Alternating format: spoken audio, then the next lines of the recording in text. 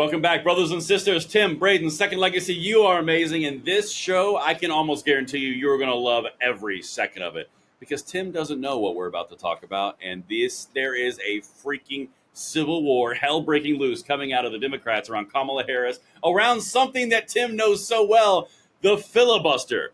Guys, Kamala Harris just stepped in it. This is going to have massive, wide-ranging implications. Has a little bit of gun rights to it, dressing it up like an abortion. This is something we got to talk about. Make sure you guys hit that like button, subscribe to the channel, turn the notification bell on.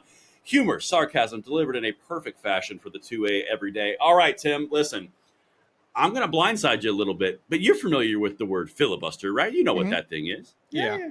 Back in the good old days when they would stand there at the podium and read from the white pages. It was great. Right, read the They Bible. don't do that anymore.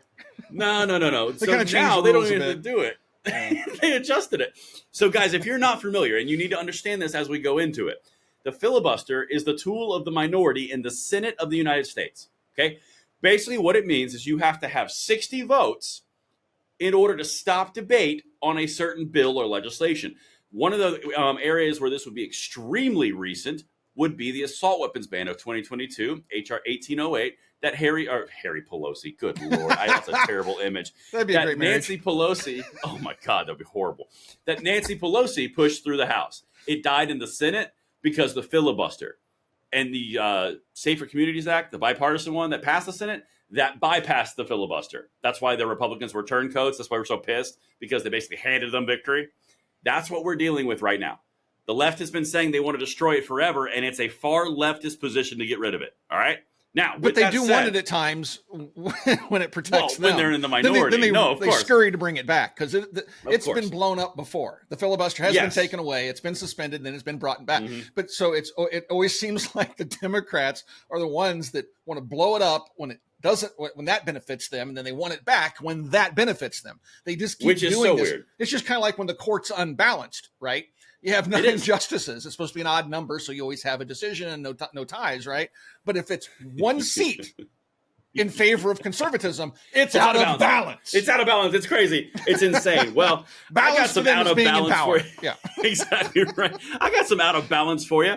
Kamala Harris, it's my personal observation and analysis. She just made a very large mistake with this interview she just did in Wisconsin around the filibuster. Dr. Slides, could you play number 6, please? It is well within our reach to hold on to the majority in the Senate and take back the House. And so I would also emphasize that while the presidential election is extremely important and dispositive of where we go moving forward, it also is about what we need to do to hold on to the Senate and win seats in the House. That being said, I've been very clear. I think we should eliminate the filibuster for Roe, and we need and get us to the point where 51 votes would be what we need to actually put back in law the protections for reproductive freedom and for the ability of every person and every woman to make decisions about their own body and not have their government tell them what to do. Yeah. So she officially has said she's getting rid of the filibuster. That was her on record saying it. Okay. That's not good for the moderate Democrats and the independents, because the only people that's good for is the far left of the Democratic Party. That's a big deal. And you want to hear where the hell breaks loose, Tim? Because you and I know they want to do that, right? Oh, they've been talking about it forever. That will stack the courts. Correct. That's exactly right. So this is an actual CNN reporter who put this out at the same time Kamala did this. Listen to this. This is Raju. Joe Manchin, a staunch defender of the filibuster, tells us he won't endorse Kamala Harris now that her vow to get rid of the filibuster to codify Roe. Quote, shame on her, Manchin said. She knows the filibuster is the holy grail of democracy. It's the only thing that keeps us talking and working together. If she gets rid of that, then this would be the House on steroids. That ain't gonna happen, he said. Bro, that's a big freaking deal. Yeah. Harris, she does not have her finger on the pulse of the American people, the constituents that she serves, or anything, because she always says stupid stuff like this. This is what she'll do when she goes off script. Now, the far left of her party that writes her little teleprompter speeches probably put that in there because because they enjoy that type of stuff.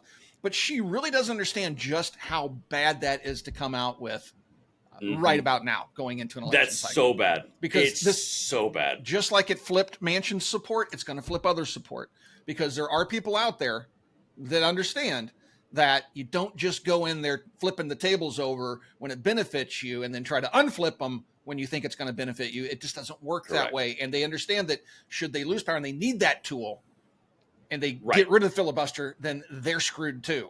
So, yeah. Go ahead. Yeah. No. You just nailed it. Perfect segue into number 8. Look what Kirsten Sinema said. To state the supremely obvious, eliminating the filibuster to codify Roe v. Wade would be extremely short-sighted, and it enables future Congresses to completely ban it. Guys, what you just said, the short-sighted nature of this, losing Kirsten Sinema, who's an independent-leaning Democrat in a swing state of Arizona, and then Joe Manchin, who's the only moderate Democrat left who went independent. Nationally, guys, Tim just hit it on the head. The filibuster is the only thing that prevented them from doing the assault weapons ban in 2022. Everything else they push forward. And the independents and the moderate Democrats are jumping ship on this because they understand that the filibuster is going to make it real bad, real fast if they get rid of it. Yeah. Big freaking deal. Yeah, we'll see. The unfortunate part is, though, is there's so many people that vote that don't even know that Harris is the current VP. They don't know anything about politics. They just vote straight down party lines. And so issues like this truly go to the thinking people and people that cast their votes based upon policies and decisions and past actions, and not just because of what letter is before their name. And so it'll be interesting to see just how many thinking people there are out there, and just how many tribalistic, rah-rah cheerleaders there are that are going to, I mean, that's true of both sides, right? Of course. But yeah, it just, these are those types of issues that really bring the thinking people out when they come to the polls, because just like you saw with Manchin and perhaps even Sinema, she didn't say she was going to pull her support. I don't even know if she gave her support, but it does have the power to flip people that are moderate or independent. And you moderate independents are the ones that typically decide elections. 1%. This is not like you have to get 4 out of 10. You have to piss off one person out of 10. That's a real low threshold, real skinny margin to be out here saying these far left talking points. This was an extreme miscalculation. This is a big, even if I don't care how it plays out, this was a miscalculation, because this is going to the left side of the base. And that kind of speaks to something, and this is just complete conjecture and hypotheticals here, but legitimately, we've seen some things, Tim, and let me bounce this off you. We've seen we've seen some things recently where you saw Gretchen Whitmer, we did a video on it being extremely cringe, talking to the younger crowd, the Gen Zs. Josh Shapiro doing a video on how to actually train Gen Z on to use a phone. And now you've got her placating here on a radio about the filibuster destruction.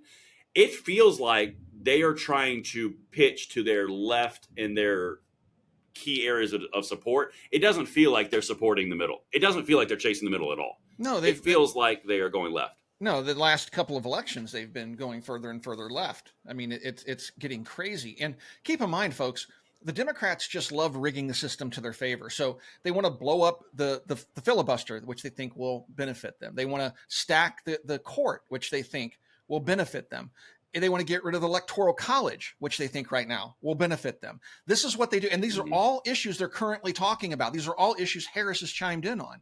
And this is what the left does. If they can't win an election under the established rules that we've been operating under since our founding, they want to change those core principles. And think about this, folks. Our republic, we do not have a democracy. Our republic is built very carefully upon the whole concept of checks and balances and keeping a separation of powers. And what the Democrats constantly want to do is they want to tear down those checks and balances and strip away that balancing of power so that they have the power firmly in their place. They are pushing literally and openly for a one-party state, which is the exact same thing the Soviet Union had, what Castro has in Cuba, right?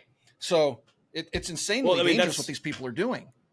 Nobody's talking about it. It's what they enjoyed for about 60 years, from FDR all the way into 1994. You guys realize that the Republicans never really had the House power and control up until the assault weapons ban of 1994, and Bill Clinton did it for about the first time. Yeah, they did not have power for 30 years in the House, and that flipped everything. And Bill Clinton actually said after that was one of his biggest mistakes of his presidency. Yep.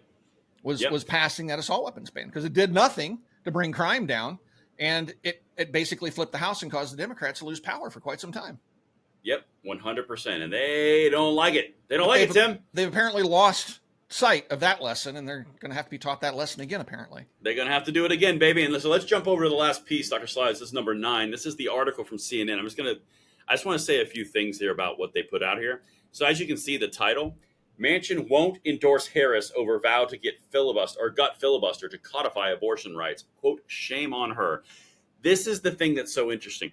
They are willing and so desperate to get the abortion rights codified that they just want to use that to destroy the filibuster, which also will just happen. I mean, I'm sure it's coincidental, Tim. It would happen to get them assault weapons bans. It would happen to get them universal background check. It would happen to get them red flag laws nationally. But that's just a byproduct. I mean, like, we really want that abortion, though. It's insane how hard they're diving into this. So let me get here. This is some important stuff. This is the first part right after they add their Dr. Slides at Washington. Vice President Kamala Harris vowed to gut the Senate filibuster rule to pass a bill codifying abortion rights has cost her an endorsement from leading Senate moderate Joe Manchin. Keep in mind, this is from CNN. The West Virginia Independent, one of the staunchest defenders of the potent delay tactic in the Senate, told CNN on Tuesday that he would not back her candidacy now, despite signaling earlier this month he was ready to do so. And remember, Tim, that was a big deal. They were really amped about the fact that even the moderates were getting on board with Harris. Remember that? Because she's they're amped about so everything. Moderated. They got excited when the IRS union backed them. They're like, "Oh yeah, the IRS backed them." Everybody's like, that's strange flex." Yeah. Good thing, bad thing, guys. Good thing, bad thing. No, 100%. I think this is going to have ramifications. I mean, I've already shown you what he said in his little quotes. But man, this is something big. This is not something small. I mean, even the Republicans are coming out and utilizing this already for their own caucus. I mean, like, for example, I'm just going to read this. If you can find Dr. Slides in here, that's fine. Senate GOP whip John Thune attacked Harris over her filibuster comments and vowed to preserve the delay tactic if he's elected as majority leader. They are literally giving the talking points to the wannabe future of the Republican leadership in the Senate. They're going to do the exact same thing across the electorate. Dude, this was a really big miscalculation. Big time. And the progressives are all like, finally! Like, yeah. All three of them. Nah. No.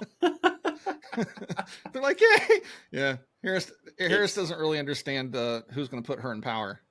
Yeah, it's not the progressives. It's the people in the middle. And the people in the middle were already breaking Trump. And now that's really not going to help a lot. But and the that's 2,000 kind of the mules. stuff. The 2,000 mules, of course, those 2,000 mules. We're going to talk about that. Like, we're talking about the old FDR program, where you get 40 We're talking acres about and a Dinesh mule. D'Souza. No. We're talking about 40 acres and a mule. The old adage. It wasn't FDR. The old adage: 40 acres and a mule. If you're an American, you sign up to go out west. You get 40 acres and a mule. They just happen to have 2,000 spots, which is why he said 2,000 mules. Obviously, it wouldn't be anything else. Oh, okay. So why don't you take us out of here before we get banned for life? So are we done? Thanks for trying to cover for me there. That was I don't a think great the cover, moderators are wasn't buying it? I'm just telling you right now. No. It was so good. It was allegedly. Right. They can't prove it. All right, folks. Thanks for watching Second Legacy, and we'll talk to you guys soon.